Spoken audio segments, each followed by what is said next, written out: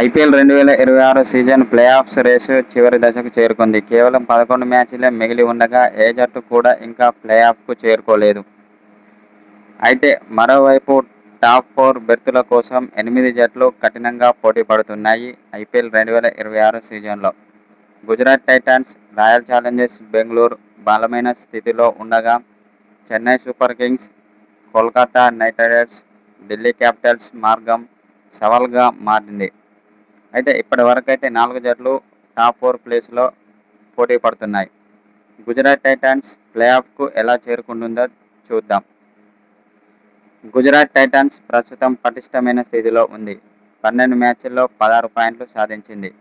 Net run rate చూసుకున్నట్లయితే 0.551 ఉంది.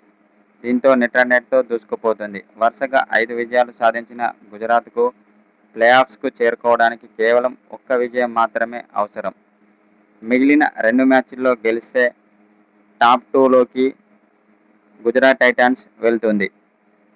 ఒకవేళ 2 మ్యాచ్ల్లో ఓడితే నెట్ రన్ రేట్ పై ఆధారపడాల్సి ఉంటుంది. Punjab Kings, Chennai Super Kings, Rajasthan Royals తమ మిగిలిన మ్యాచ్ల్లో గెలిస్తే 6 జట్లు 16 లేదా అంతకంటే ఎక్కువ పాయింట్లతో సీజన్ను ముగించవచ్చు. ప్రస్తుతం గుజరాత్ టైటాన్స్ 12 మ్యాచ్లలో 16 పాయింట్లు సాధించింది. నెట్ రన్ రేట్ చూసుకున్నట్లయితే 0.551 ఉంది. మిగిలిన మ్యాచ్లు Kolkata Knight Riders, Chennai Super కింగ్స్తో ఉన్నాయి. ఇక ఆర్సీబీ ప్రయాణం ఎలా ఉందో ఇప్పుడు చూద్దాం. రాయల్ ఛాలెంజర్స్ బెంగళూరు ఆర్సీబీ 16 పాయింట్లతో బలంగా ఉంది. అర్హత సాధించడానికి వారికి ఒక విజయం చాలు. మిగిలిన 2 మ్యాచ్ల్లో ఓడితే ఇతర జట్లు గుజరాత్, సన్రైజర్స్ హైదరాబాద్, రాజస్థాన్ రాయల్స్, పంజాబ్ 16 పాయింట్లకు మించి సాధించే అవకాశం ఉన్నందున వారు టోర్నమెంటు నుంచి నిష్క్రమించవచ్చు. 2 మ్యాచ్లలో గెలిస్తే ఆర్సీబీ టాప్ 2 స్థానంలో నిలవడం దాదాపు ఖాయం. అయితే మిగిలిన 2 మ్యాచ్లు వారి సొంత మైదానం వెలుపల ఆడాల్సి ఉంటుంది. ఈ సీజన్లో సొంత స్టేడియం కాకుండా ఇతర మైదానాల్లో జరిగిన మ్యాచ్లలో కేవలం 2 మాత్రమే గెలిచారు.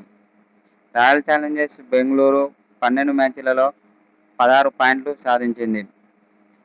1.053 నెట్ రన్ రేట్ ఉంది. మిగిలిన మ్యాచ్ల్లో పంజాబ్ కింగ్స్, సన్రైజర్స్ హైదరాబాద్తో ఉన్నాయి. సన్రైజర్స్ హైదరాబాద్ ఎస్ఆర్హెచ్ భవితవ్యం గురించి చూద్దాం.